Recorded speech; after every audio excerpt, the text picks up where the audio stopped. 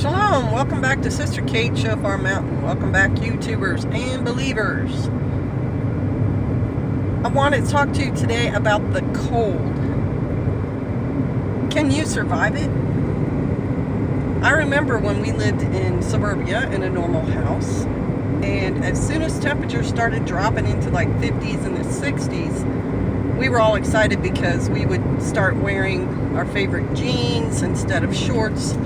We would get out our favorite hoodies. Hoodies are a great fall gear. I was wearing one this morning. And when it hit 40s and 30s, boy, we started to bundle up. We put on gloves, hats, scarves, some sort of heavy-duty coat. And that would keep us warm. And then we would go back into our, not artificially, but warmed houses. And take all that off and be running around in, I wouldn't say shorts, but a shirt and, a skirt or long pants, and that would do. Well, now that Pastor and I have been living off grid for going on 6 years, actually it is 6 years,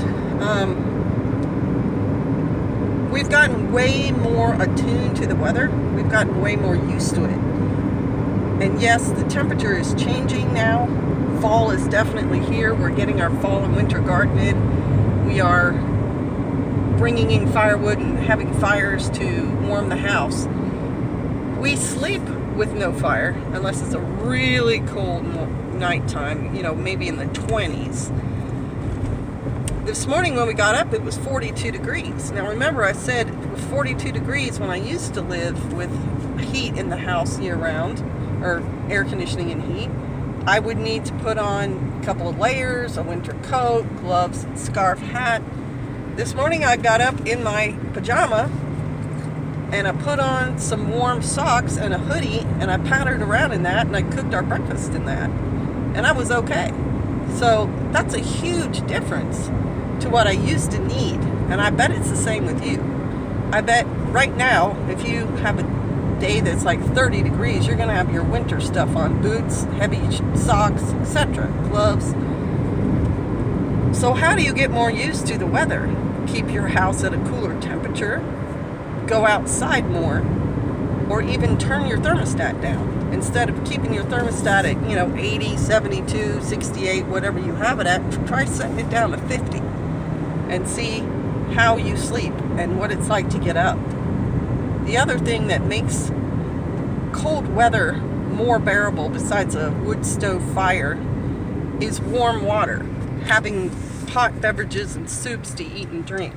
Every morning you've seen Pastor Joe has coffee, no matter if it's summer or winter. In the winter time-ish, I'm way more fond of a cup of hot tea in the morning and throughout the day and right before I go to bed. It's just a pleasant experience.